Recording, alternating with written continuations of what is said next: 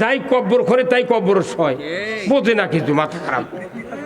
ওই যে ডক্টর আব্দুর রাজ্জাক খাদ্যমন্ত্রী আছিল, বাড়ি ইন করে কটর যাচ্ছে, বারে হাসে কি ইনু আবার হাসিচ্ছে, পলক আবার করছে বঙ্গবন্ধুর শিক্ষা লড়াই করে বাঁচতে হবে, তাহলে তোরা বাঁচে। আমরা কচি ওর বেরিয়ে দেবেন না, কোনো হ্যান্ডকাপ লয় কিচ্ছু, ওরা বাবুর মতো যাবি বাবুর মতো আসবি। আমাকে আলিমল আমাকে ডান্ডা বেরি পড়াছে, এই যে রফিকুল ইসলাম মাদানি পিচ্ছি রে, ওরই ভয়ে সরকার 4টা লোয়া দেবেন দিছে। তুই কি করবি রে, ওটা তালে নাচিন লাগান মানুষ কথা কোনা মানে, তারই হুঙ্কারে সরকার ও কি আগে ধরিছে, কি মরো দুই রে, বাঘের বাচ্চা, বাঘের বাচ্চা। খালি যদি ইসলাম বিজয় হয়, এই বাংলাদেশে মানুষ 24 ঘন্টা টেলিভিশনে বক্তৃতা শুনবেন। আমরা একটা সবার পক্ষে লয়, আমি এই সবার পক্ষে লয়, বক্তৃতা হবি ঢাকাত, প্রত্যেকটা বক্তাক মাসে 2 দিন করে বক্তৃতা করবি। আপনার রাত্রে এই কি এলইডি টিভি আছে না, তারপরে A24 আছে, এগুলো বসতে চেয়ারত বসতে 2 ঘন্টা বক্তৃতা শুনে উলাফের মধ্যে শুবেন, ফজরে আজান হবি, সব জুম্মত চলে যাবেন, কোনো টেনশন নেই কি। আর এগুলো রাজ্যে আমার ভয় হয় যে কিয়ামতের দিন আপনারা যদি কন আল্লাহ বিচারে আমার কোনটি দিবে দাও, কিন্তু হুজুরা আমাকে ঘুম জাগাতে এর কি বিচার আগে দেখবো না। আহারে হুজুর করে দিয়া কি করলো, কত বিয়ে পড়াচ্ছে, কত তারাবি জুম্মার ইমামতি, মুর্দার ধোয়ান টোয়ান, কত কাজ, তাও হুজুরকের সাথে এত পাল্লা। হুজুরকে আক্রমণ করে করে হুজুরের গায়ে হাত দিয়া শেখ হাসিনা পলাছে, এই কথা কোন টাকা। আবার যদি কেউ হুজুরের গায়ে হাত দেয়, ওরও আসছে দ্বিগুণ দ্বিগুণ দুর্গতি কপালে আসবে। কি 116 জন বক্তার তালিকা করছিল এই আপনার হচ্ছে ব্যারিস্টার তুরিন আফরোজ, আর হচ্ছে মুরগিচোরা সাহারিয়া, আর হচ্ছে কালামানিক, ওই যে দাগ কলার পাতার শুয়ে দিল, ওই সিলেটের কোবানের চোটে। আমার এই জেল জুলুম সব ভুলে গেছি যেদিন কলার পাতা ছোঁয়া দেখেছি। কি মরদিক বাপরুমিয়ার টক শুধুই মিয়া করছে, আমি সাইজে ফাঁচি দিছি, বাপর মোশান নিয়ে মনে ঘাড়ুদ্দা লাভ দিয়ে পরিবারে কি করছে যে আমি সাইদিক ফাঁস দিছি। আবার দীপুমণি করছে লাইসেন্স বিহীন বিএনপি, ফিটনেস বিহীন জামাত। হ্যাঁ, আর এখন দুর্নীতিগ্রস্ত আওয়ামী লীগ। কতক্ষণ এলে আমি দেখেছি তো কোর্টর যখন নিয়ে দেখলে, আমি মনে করেন দেখি না, আমার কোনো ওগুলো মোবাইল নাই, কিন্তু আমার ব্যাটার থেকে মোবাইল হলে দেখি বাহানা দেখা তোরে, দুনিয়ার কিছু খবর না হলে কমনই কি। হ্যাঁ না, অনুরোধ করছি, এই কাম ফেরাউনের মতো লোক টিকতে পারেনি, নমরুদ তামাম পৃথিবীর বাদশা টিকতে পারেনি, কতক্ষণ টাকা। আর এগুলা 40 দিন পর পর ফেরাউন পায়খানা করেছে, পেশাব করছে, তাই টিকতে পারেনি মুসার কাছে। আল্লাহ নিজে মুসা আলাইহিস সালাম রক্ষা করেছে, 12টা রাস্তা দিয়ে নীল দরিয়ার সাগর পাড়ি দিয়েছে ধর্মটেকেরা। আর এটা 3 বার পায়খানা, 1 বার বমি হলে চাচা যাবি কাপড় আনবার, ভাজতে যাবি বাঁশ কাটবে, তারই জন্যে এতই গরম। সালমান এফ রহমান আনিসুল হককে বলেছে যে আপনি আইন মন্ত্রীরা বেআইনি কাম করছেন।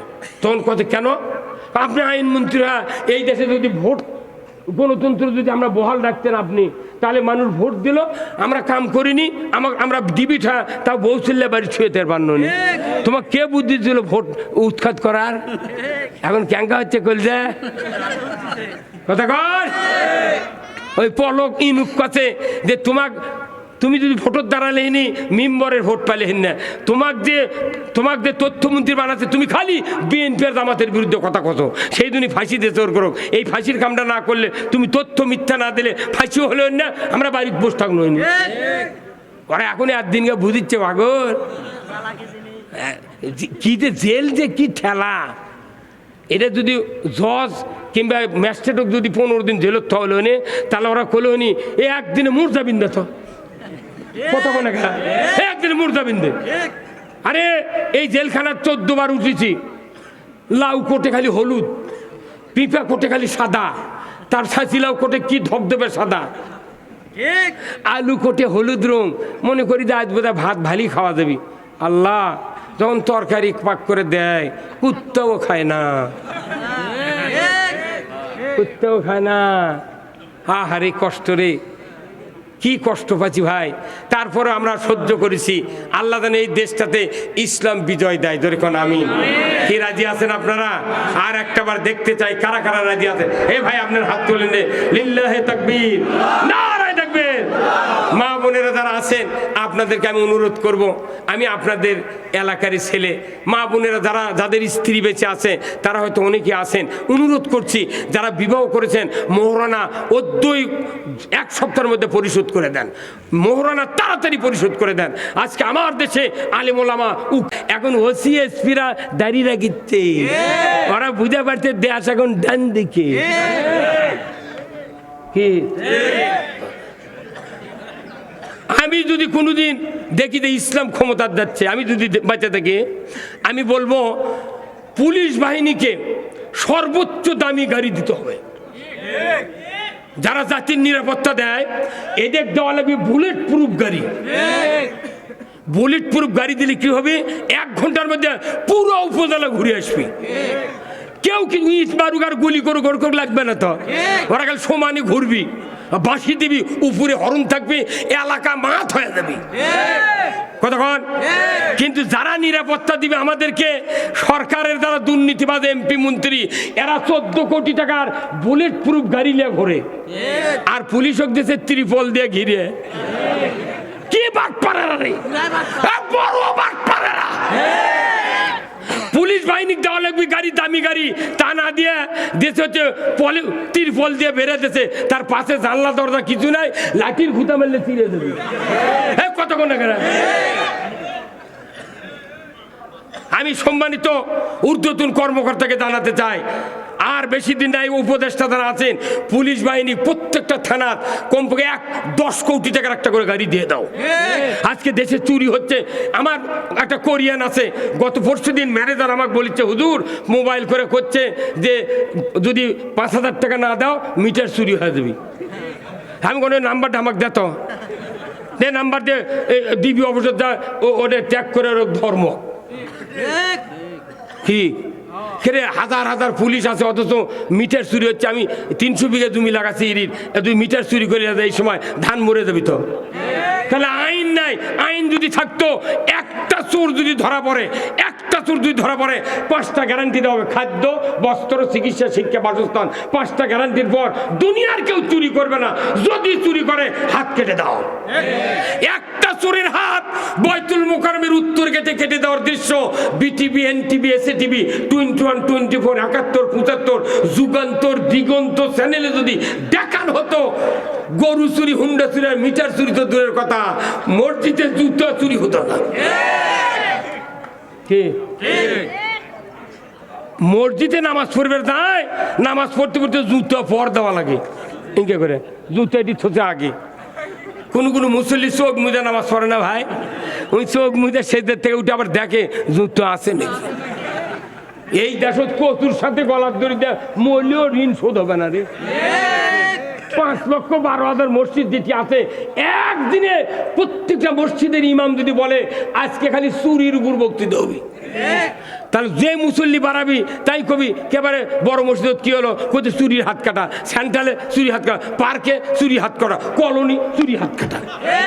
হ্যাঁ কথা বল না, হ্যাঁ কি সেগুলা কথা কবে না, ওরা করছে না, ওগুলা করলে তুই চাকরি চলে যায়, আর চাকরিটা করলে বেঁচে খামো।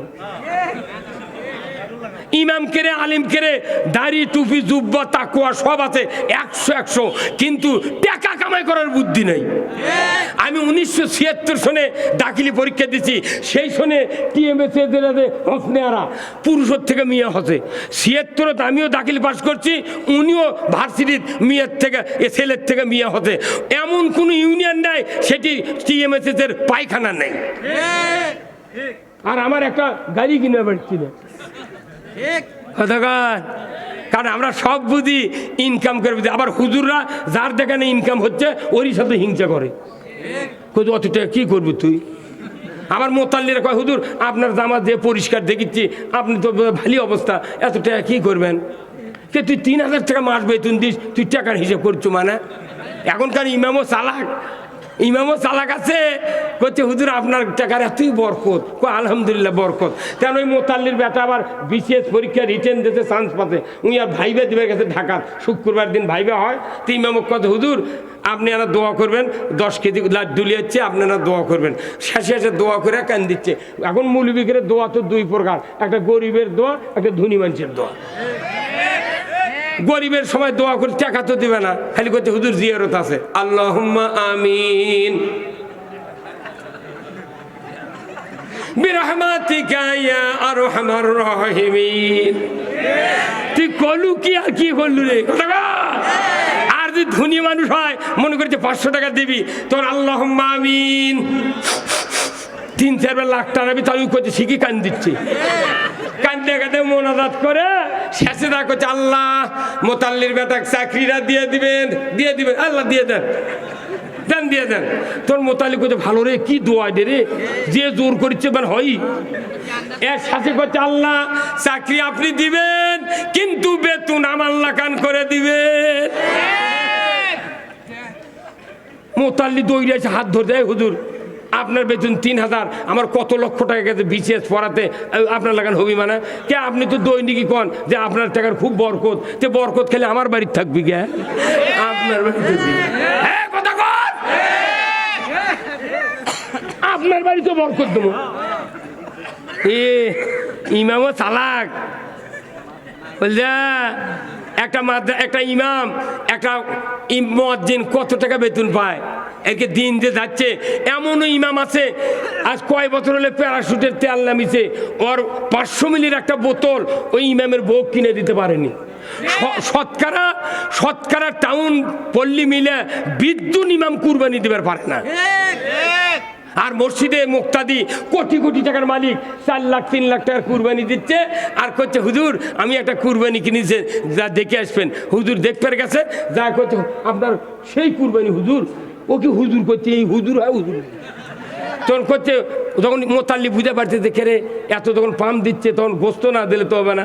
তখন করছে হুজুর কুরবানি দিন আসবেন। কুরবানি দিন যা চলে গেছে, কুরবানির দিনে যা গেছে 3 ভাগ করে মিসকিনের ভাগ হচ্ছে 10 কেজি গোস্ত হুজুরক দিয়েছে, দিয়ে করছে হুজুর দোয়া করবেন। তুই কার গোস্ত কাক দিয়ে দোয়া চাচ্ছ? এই কথা কর, কার গোস্ত দিছে? মিসকিনের ভাগের গোস্ত দিয়ে ওই দোয়া চাচ্ছে, দোয়া করলে ওই ভাগত যাবি। কতক্ষণ এবারে আমি 10 গ্রামের মাঠের ইমাম মাতাপুর, ওই 10টা ইমাম আসে, আমি বলি যে আমি কোনো কুরবানি জব করতে পারবো না, আমি বাড়ির যা কুরবানি আমারটা জব করে তারপরে যা হয় হবি, আমি কুরবানি জব করে পারবো না। যারা জব করবি 7 জনে যদি কুরবানি দেন গরু 700 টাকা ইমামকে দিতে হবে। যদি পারেন তাহলে কুরবানি জব করে নেবেন, আর না পারেন আপনি মালিক করবেন জব। এই হুজুর কেউ জব করবেন না, ডাইরেক্ট কয়ে দিছি। তো ওরা করছে যে হুজুর 100 টাকা, তুমি 1 ভাগের কুরবানি দিচ্ছ, 100 টাকা দিয়ে কুরবানি জব করে নেবে না? ওর কমতা খাটনি, রক্ত পড়লো না হাত কাটলো, ওর কত টেনশন কি। এখন করছে হুজুর এগুলো কথা হলো এত টাকা বাজেট, বাজেট মানে কি? কুরবানি জব করলি 100, তুমি 7 জনে দিচ্ছ 700 টাকা ওকে দিয়া জব করে নেবে। আর ইমাম করে কয়েকদিন যদি কেউ টাকা না দেয় আর বিদে আপনার নামে নিয়ত করে জব করে চলে আসবেন, টাকা আর কুরবানি আপনার।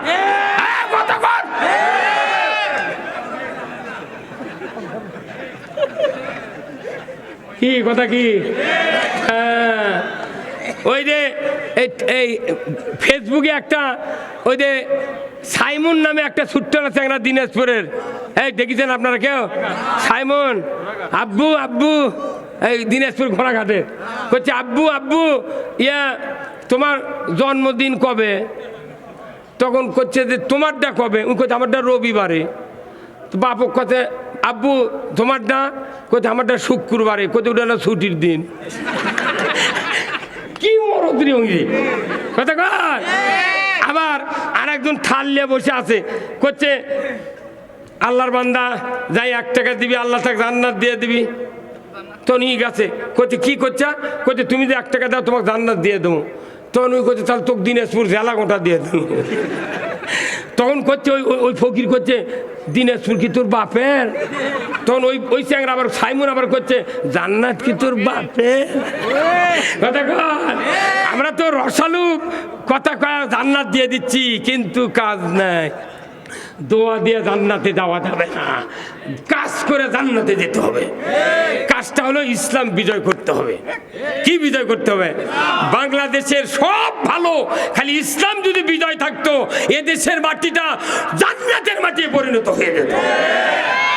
কিন্তু কি যে হলো, আল্লাহর আইনের কথা বললি কেউ কেউ মেলা দিন আমাকে কটাক্ষ করে বহু কথা কথা। ইনশাল্লাহ আজকে এই আগস্টের 5 তারিখের পর থেকে দেখতেছি যেখানে যায় হাজার হাজার মানুষ যখন সারা দেশে।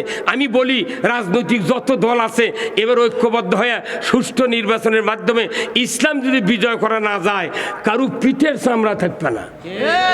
আচ্ছা, 2 গ্রুপ দড়িলে টানাটানি করছে, দড়ি যদি পচা হয় তাহলে 2 গুণ মাথা থাকনা কা পরে দেবি, কথা কোনা কেন? ওই গ্রুপও পরে দেবি, এই গ্রুপও পরে দেবি, দড়ি যে কমতা। আর ইসলাম এমন একটা রশি, ই সেরার মরদ নয়।